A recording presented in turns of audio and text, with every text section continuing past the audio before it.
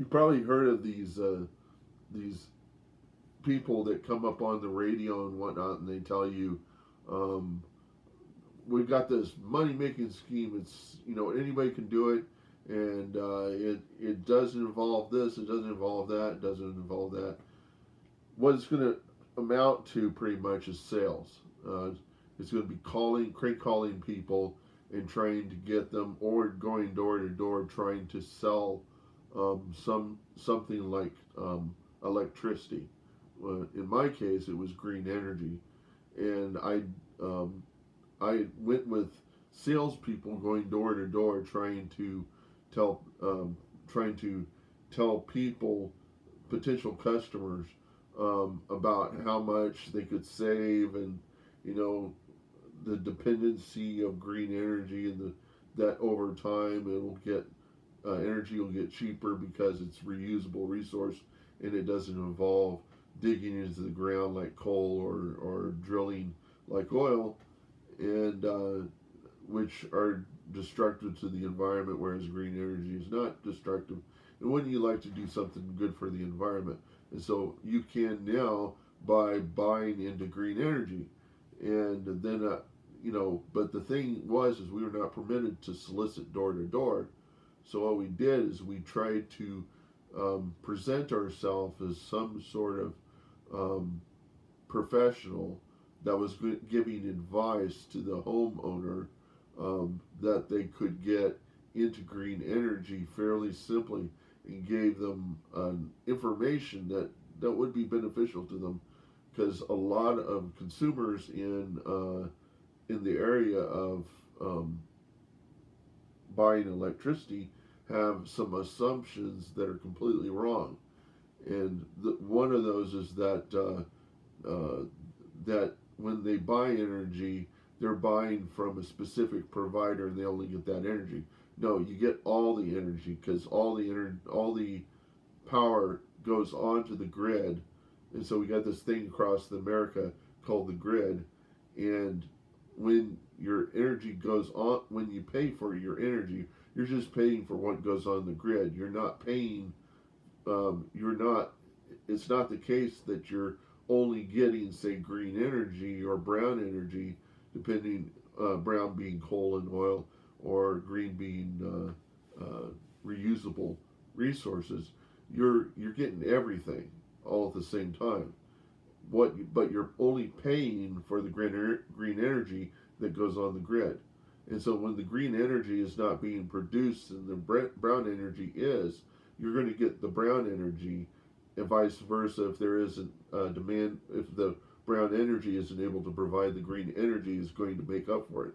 And the electricity companies trade things called credits, where they basically are kind of saying, well, I can't produce this energy, you're going to have to produce this energy, and I'll pay you so much amount for this energy to provide it to our customers as well.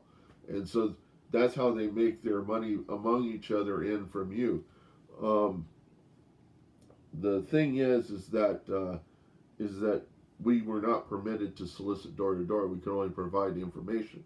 And then when the customer wanted, or when the consumer wanted to buy into this, we had all that information available to them, and they could go ahead and make the call. And when they made the call, we told them to tell them agent such and such was helping out in this, and or actually you would call up and you'd say, I'm agent such and such, I'm giving here to the, and so the customer would buy the energy and we'd get a cut out of that. I was not a salesperson. I'd never done this stuff before. And I thought myself the whole time I was with these sales guys, if somebody created a reality series about these guys, so it would be so entertaining. I mean, because the salespeople are so entertaining, because they're just a little bit truthful and they're a little bit crooked. And how they sell is they basically come up with spiels. They come up with some sort of way to convince the consumer into buying into something, and that means coming up with a mistruth, a kind of mistruth, by you position yourself as being something you're not. And in this case, they were saying we could maybe turn, since you're into computer science and you've done stuff like that, you could probably come across as some technological guy, and you're going to go to the door and tell them, I was seen in the area, your internet lines were such and such, and then from that I was determining that your power was being bought from Brown Energy. I'm here to help you out with your need to separate yourself from the sector that's producing the environment. That's ruining the environment. I can sell you some green. So they were trying to get me to come up with something that I could try to seduce the consumer into buying into that energy. And if you could master this ability to sell stuff to people and get them seduced into buying the stuff, whatever your process is, you could make a lot of money doing that. And that was all it was. That was just door to door sales. And that's what a lot of people are going to talk to you over the phone, what they're going to advertise on the TV all the time, is either that or you're going to make a business or something like that. But in some way, they're going to try to make a cut off of it, because otherwise they wouldn't be on the TV. That's the whole thing. And or they're going to try to sell you a book, or they're going to try to sell you a video. Don't fall for it.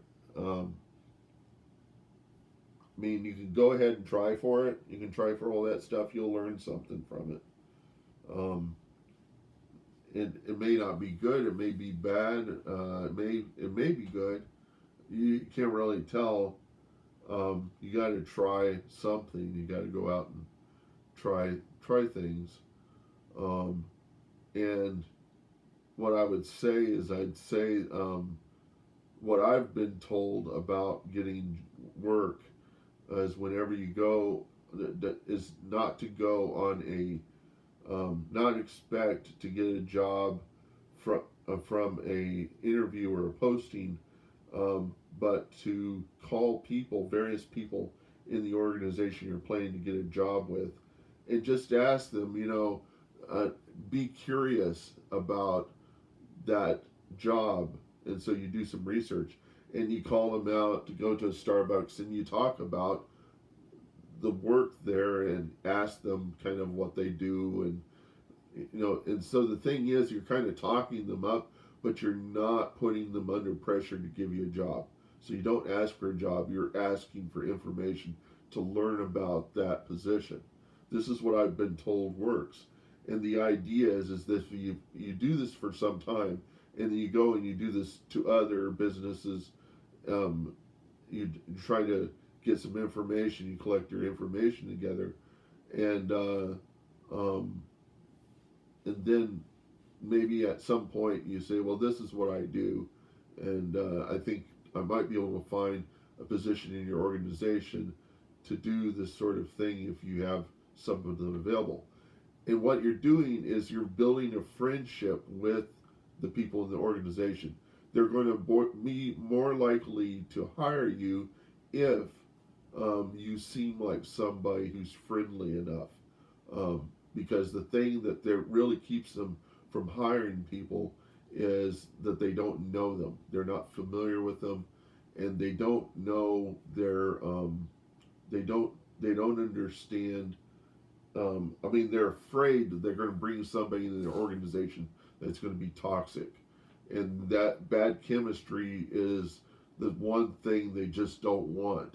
They could almost take anybody that would come in as long as they don't have bad chemistry. So if you're a friendly person and you don't pressure them and you seem honestly interested in what they're trying to do, even if you're not really that interested, but you're interested in learning about them and finding their interests and finding where you fit in with their interest, finding something you can both talk about.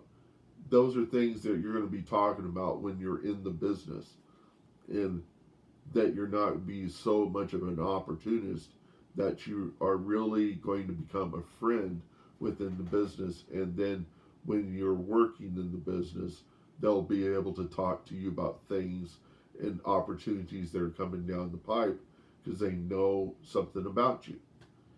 They're developed a friendship. You're developed, and these same skills you can use in networking.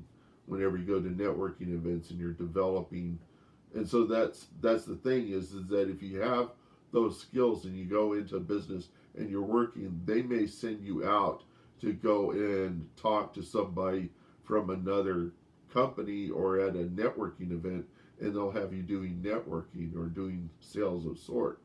But that's the thing is that you're developing those skills. Now, I couldn't do that because I'm not really somebody who can interact with people. I'm not. It takes me a long time to figure out what people are saying, and so I'm better at collecting information. I'm not really good at interacting with people, and because sometimes I can get a little bit egotistic or something like that. But I don't have any problem with sharing the information with other people. What I've learned from going to um, um, counseling for finding a career. Now, one of the things they say is that whenever you go to a potential employer um, and you provide your resume, they get a big old stack of resumes. They don't read them. They drop them into the trash. It's basically what they do with them.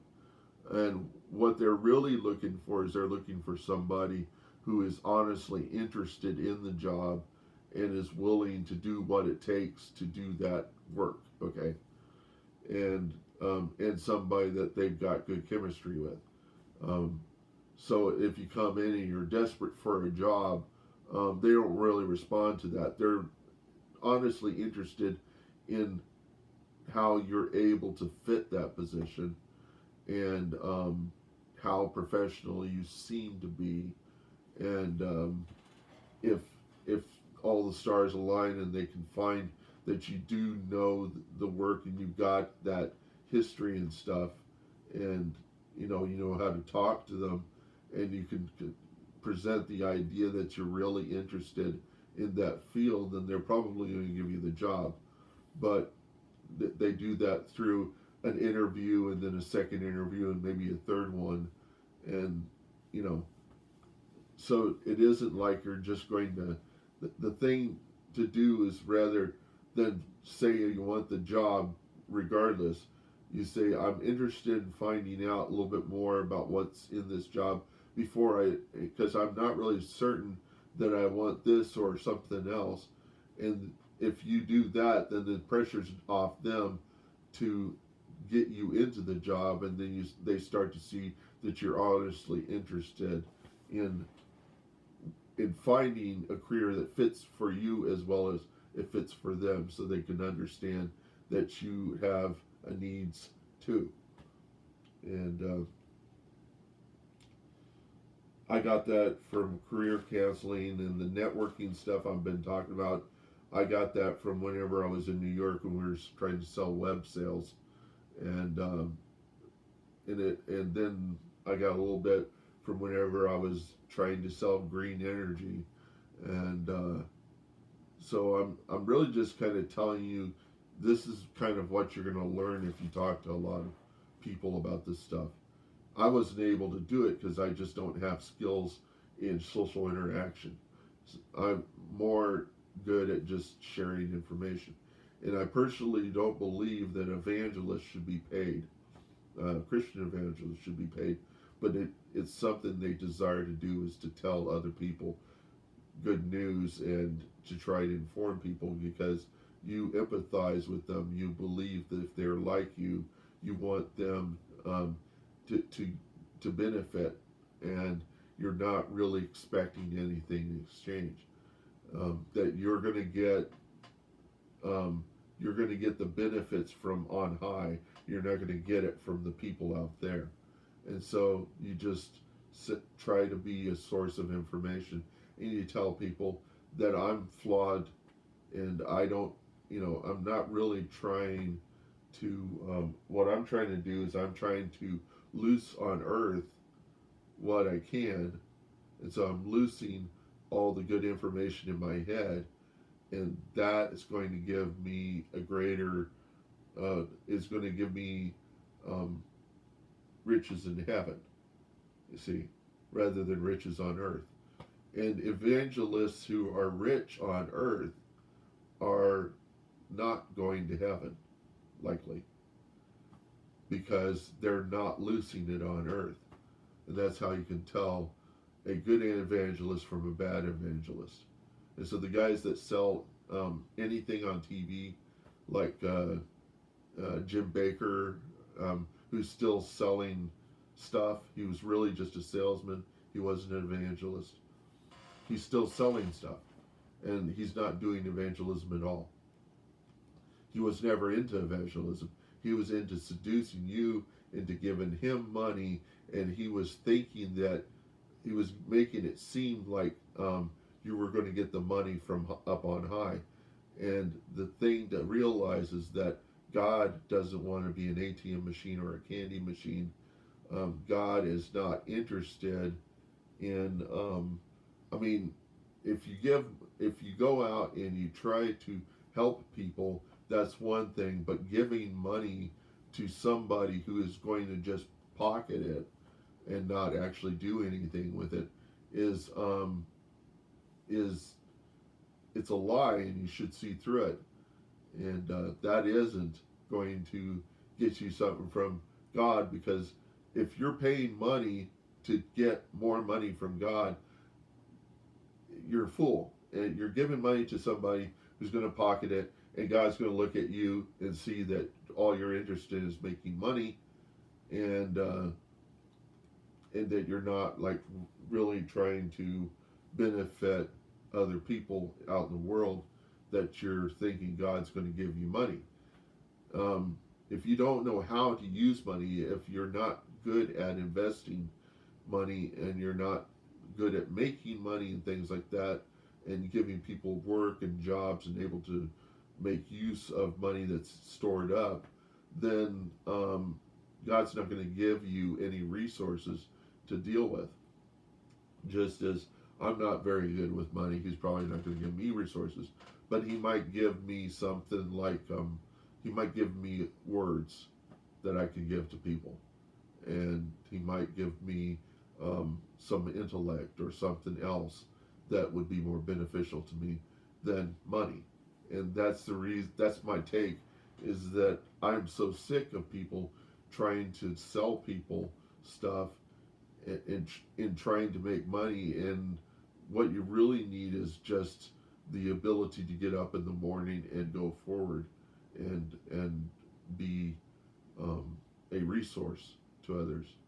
And I'm not really that good a resource in what I know and making use of it. I'm a better resource as somebody that I can collect information from documentaries and give people best what I think of as what's going to be beneficial to them. And I have to cut this off because this iPad's got limited memory.